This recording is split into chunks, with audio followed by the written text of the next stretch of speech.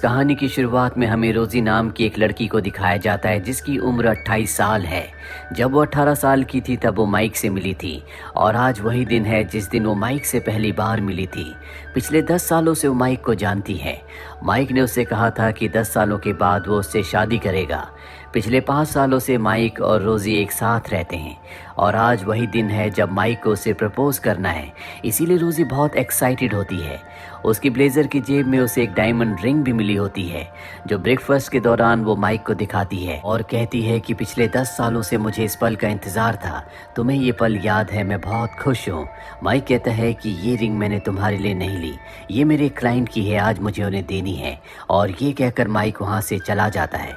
रोजी का दिल टूट जाता है। जिसके बाद वो टीवी देखती है जहाँ पर एक आदमी कह रहा होता है, क्या तुम्हारा पार्टनर तुम पर ध्यान नहीं देता? क्या तुम्हारा शरीर हमेशा थका थका रहता है या तुम्हारी जिंदगी में कोई एक्साइटमेंट नहीं है? इसका एक ही कारण है और वो है एजिंग। अगर तुम्हारे साथ भी ये प्रॉब्लम है तो मैजिक चॉकलेट को ऑर्डर करो। और रोजी उस मैजिक चॉकलेट को ऑर्डर करती है। इसके बाद वो अपनी फ्रेंड के पास जाती है जिसकी अगले दिन शादी होने वाली है।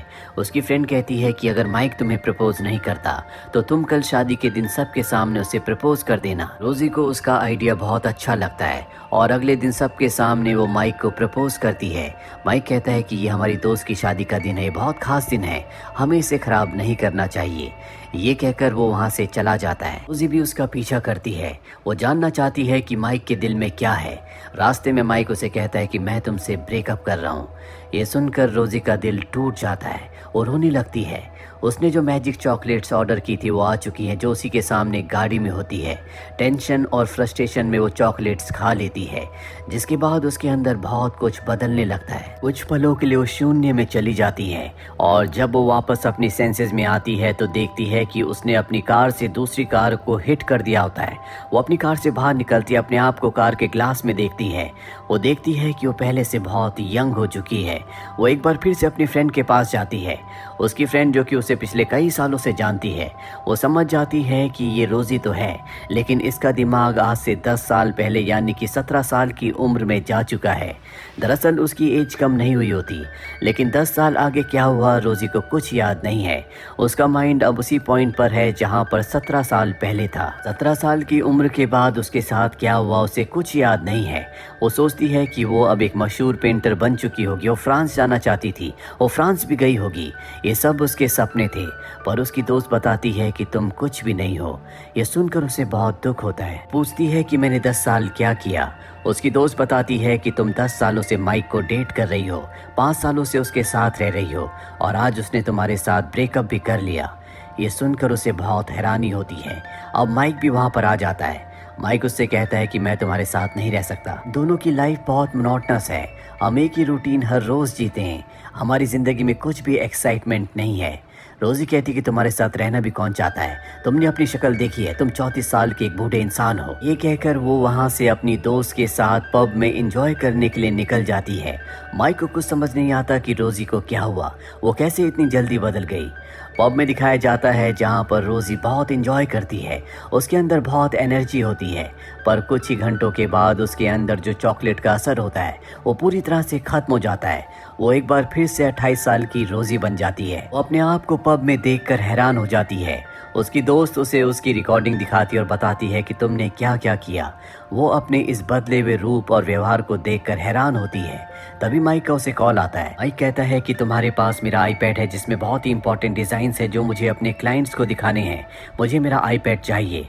लेकिन रोजी को याद नहीं होता कि उसने आईपैड कहाँ रखा है क्योंकि जब उसका दिमाग 17 साल वाली रोजी का हो गया था तब उसने रखा था। और एक बार फिर से अब वो 28 साल की रोजी बन चुकी है यानी कि 17 साल की रोजी ने जो किया वो 28 साल की रोजी को नहीं पता होता और 28 साल की रोजी जो करती है वो 17 साल की रोजी को पता नहीं होता। अब रोजी को ऐसा लगता है कि वो कार बहुत तेज चला रही थी, इसीलिए उसका माइंड 10 साल पीछे यानी 17 साल वाली रोजी का हो गया था। वो अपनी दोस्त के साथ एक टैक्सी को हायर करती है और टैक्सी ड्राइवर से कहती है कि स्पीड से टैक्सी चलाओ। हालांकि वो बहुत स्पीड से चलाता है लेकिन इसका कोई फायदा नहीं होता। ओवर स्पीडिंग की वजह से पुलिस इन्हें पकड़ लेती है जहाँ पर माइक आता और पूछता है कि मेरा आईपैड कहाँ पर है। उसे कुछ भी याद नहीं है। वो बहुत ज़्यादा नर्वस हो जाती है, इसीलिए बैग से वो एक बार फिर से एक और चॉकलेट खा लेती है। चॉकलेट खाने के बाद उसका दिमाग एक बार फिर से 17 साल वाली रोजी का हो जाता है। माइक को उसके आईपैड का ट्रैकिंग कोड देकर वहां से निकल जाती है, जिसके बाद वो एक मेट्रो में जाती है। मेट्रो में उसे एक लड़का दिखता है जिसका वो स्केच बनाती है, लेकिन स्केच बनाते बनाते अचानक से वो एक बार फिर से 28 साल की रोजी हो जाती है। वो देखती है कि वो लड़का उसकी तरफ आ रहा है, क्योंकि बहुत देर से वो उसे देख रही थी। रोजी ने जो उसका स्केच बनाया होता है उसे देखकर वहां से निकल जाती है। स्केच सच में बहुत ही खूबसूरत होता है। वही माइक को दिखाया जाता है जो अपने आईपैड तक पहुंच जाता है, जो बहुत ही बुरी हालत में होता है। उस आईपैड को लेकर वो अपने क्लाइंट के पास जाता है और अपने डिजाइन्स दिखाता है, लेकिन उसके जो क्लाइंट्स होते हैं उसकी डिजाइन से बिल्कुल भी इम्प्रेस नहीं होते और उसे एक फोटो दिखाते हैं जो कि वही फोटो होता है जो मेट्रो में रोजी ने एक लड़के का बनाया था, और कहते हैं ये देखो इसमें कितनी फिनिशिंग है, हमें ऐसे डिजाइन चाहिए, तुम इस लड़की को हमारे पास लेकर आओ। और वो उसे रोजी की फोटो दिखाते हैं जो कि मेट्रो की सीसीटीवी कैमरे से कैप्चर की गई होती है। और अब माइक पूरी तरह से हैरान हो जाता है। उसे पता नहीं था कि रोजी इतनी टैलेंटेड है, इसीलिए शाम को वो उसे डिनर पर इनवाइट करता है। हाँ, माइक अपनी असिस्टेंट के साथ आता है। वो रोजी से कहता है कि हम चाहते हैं कि तुम हमारी कंपनी के लिए स्केचेस बनाओ। रोजी अब वो स्केचेस नहीं बना सकती क्योंकि उसका दिमाग 28 साल वाली रोजी का है, इसीलिए वॉशरूम में जाती है और एक और चॉकलेट खा लेती है, जिसके बाद एक बार फिर से उसका दिमाग 17 साल वाली रोजी का हो जाता है। वो बाहर आती है और माइक से कहती है कि मैं तुम्हारे लिए डिजाइन नहीं बनाऊंगी क्योंकि तुम्हारे अंदर बहुत एटीट्यूड है। और इसके बाद वो उसी लड़के के साथ वहां से निकल जाती है जिसका उसने मेट्रो में स्केच बनाया था। इसका नाम यैन होता है। यैन अब उसे पसंद करता है। ये दोनों के दोनों एक बिल्डिंग की छत पर जाते हैं। तभी वहां पर पुलिस आ जाती है। पुलिस को ऐसा लगता है कि ये ऊपर से कूदना चाहते हैं। पुलिस इन्हें पकड़कर अपने साथ ले जाती है। यहाँ कुछ देर बाद माइक आता है और रोजी को अपने साथ गाड़ी से घर की तरफ निकल पड़ता है। वो रोजी से कहता है कि मैं चाहता हूँ कि तुम हमारी कंपनी के लिए स्केचेस बनाओ। रोजी उसकी बात का कोई जवाब नहीं देती। अगली सुबह वो स्केचेस बनाने की कोशिश करती है, लेकिन इस वक्त वो 28 साल वाली रोजी है। उसकी ड्राइंग उतनी अच्छी नहीं होती।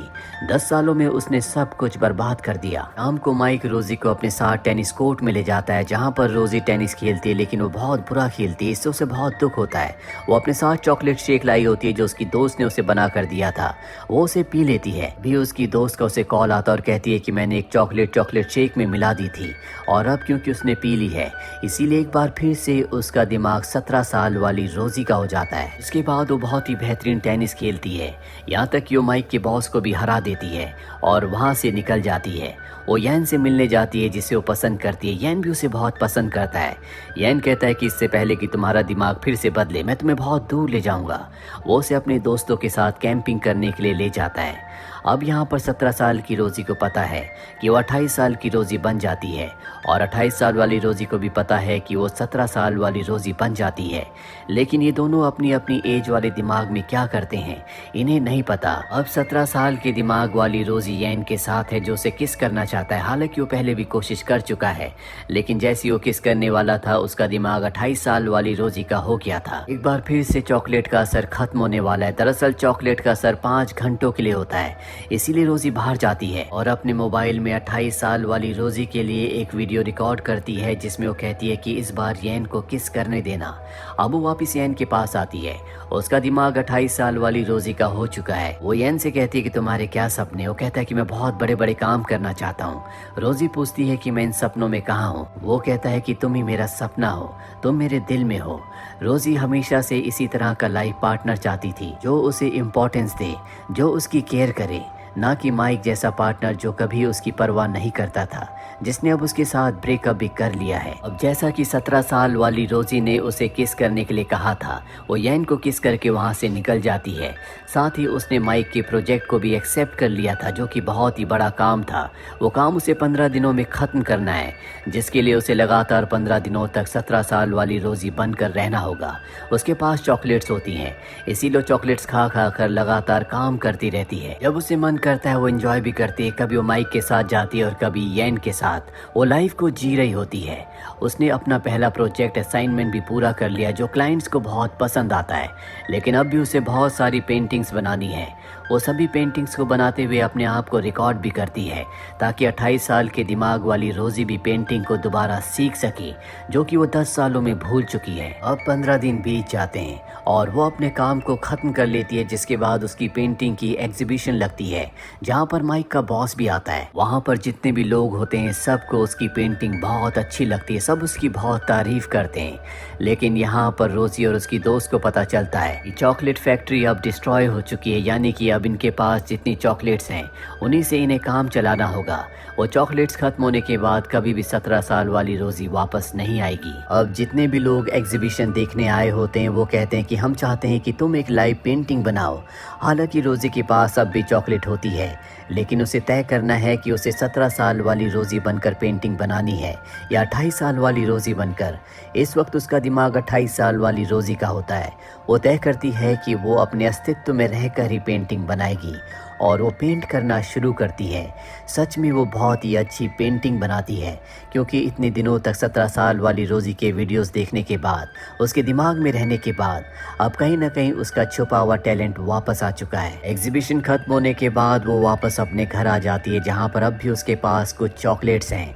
वो तय करती है कि वो कुछ और दिन 17 साल वाली रोजी बनकर एंजॉय करेगी। वो चॉकलेट खाकर यैन के पास जाती है, लेकिन वो देखती है कि यैन किसी और लड़की के साथ बाइक राइड पर जा रहा है। उसे इससे बहुत दुख होता है।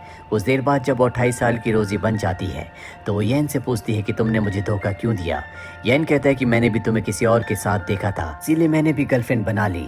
ये सुनकर रोजी को गुस्सा आता है। वो उसके मुंह पर ड्रिंक फेंक कर अपने घर आ जाती है, लेकिन अब वो यैन से सच में बहुत प्यार करती है। इसीलिए घर आकर वो अपनी दोस्त से कहती है कि मैं चॉकलेट खाकर यैन के पास जाऊंगी, हमेशा उसके साथ रहूंगी। और अब घर आकर वो चॉकलेट खाती है, जिसके बाद वो यैन से मिलने जाती है और कहती है कि मैं तुम्हारे साथ रहना चाहती हूँ। यैन की गर्लफ्रेंड कहती है कि कल हमेशा के लिए हम इस शहर को छोड़कर दूसरे शहर जा रहे हैं, क्या तुम सब कुछ छोड़कर उसके साथ दूसरे शहर जा सकती हो। उसकी बात का वो कोई जवाब नहीं देती और घर आ जाती है। उसे बहुत दुख होता है, वो यैन को खोना नहीं चाहती। उसकी आंखों में आंसू होते हैं, उसके दिल में दर्द है। उसकी दोस्त को भी उसकी ये हालत देखकर बहुत दुख हो रहा होता है, क्योंकि पहले भी उसने माइक के लिए इसी तरह से सब कुछ सेक्रीफाइस किया था। अगली सुबह वो बहुत सारी चॉकलेट्स खाकर स्टेशन जाती है। यैन को एहसास हो जाता है कि उससे रोजी मिलने के लिए आई है, पर इससे पहले कि रोजी उस तक पहुंचती वो बेहोश हो जाती है। इसके बाद वो अपनी कॉन्शियस में जाती है, जहां पर उसके सामने 28 साल की रोजी होती है। वो कहती है कि तुम वही गलती दोबारा कर रही हो जो मैंने 10 साल पहले की थी, जब मैंने माइक के लिए सब कुछ छोड़ दिया था। तुमने मुझे जीना सिखाया, तुमने मुझे एक बार फिर से मेरी जिंदगी का मीनिंग दिया, और अब तुम फिर से वही गलती कर रही हो। ये सुनकर 17 साल की रोजी उसके पास आती है, लेकिन इससे पहले कि ये दोनों एक दूसरे को टच करते, इनके बीच में एक अदृश्य दीवार होती है जो इन्हें एक दूसरे के पास नहीं आने देती। 28 साल की रोजी कहती है कि तुम मुझसे कभी दूर मत जाना, तुम्हारी वजह से मेरा अस्तित्व है। 17 साल की रोजी कहती है कि मैं तुम्हारे अंदर ही हूँ, तुम्हारी वजह से मैं बाहर आ पाई, क्योंकि कहीं ना कहीं मैं तुम्हारे दिल और दिमाग में हमेशा थी, हूँ और रहूंगी। इसके बाद 17 साल की रोजी गायब हो जाती है। एक उसी पल 28 साल की रोजी को होश आता है, जो कि हॉस्पिटल में होती है। अब कुछ महीनों बाद दिखाया जाता है कि रोजी अपने करियर में बहुत कामयाब हो चुकी है। यैन उसकी कामयाबी देखकर बहुत खुश होता है। साथ ही माइक को एहसास हो चुका है कि उसने पास्ट में बहुत गलतियां की थी। रोजी उसके लिए एक बेहतरीन लड़की है और वो भी रोजी से बहुत प्यार करता है। इसीलिए एक बोर्ड लेकर वो रोजी के घर के आसपास भागता है, जिसमें लिखा होता है, क्या तुम मेरी जिंदगी में वापस आओगी। मीडिया भी सब कुछ कवर कर रही होती है। रोजी विंडो से उसे देखती है और उसके चेहरे पर मुस्कुराहट आ जाती है। हो सकता है कि रोजी उसके प्रपोजल को एक्सेप्ट कर ले। ये कहानी हमें सिखाती है कि कभी हमें अपनी ज़िंदगी पर किसी को कंट्रोल नहीं करना चाहिए, किसी के लिए अपने सपनों को नहीं छोड़ना चाहिए, क्योंकि हर कोई उगते हुए सूरज को ही नमस्कार करता है, कोई डूबते हुए सूरज को नमस्कार नहीं करता। अगर हम अपनी ज़िंदगी में कामयाब हैं तो हम वो हर चीज़ हासिल कर सकते हैं जो हम हासिल करना चाहते हैं। हर कोई हमारी रिस्पेक्ट करेगा, जो हर इंसान चाहता है। उम्मीद करते हैं कि ये कहानी आपको पसंद आई होगी।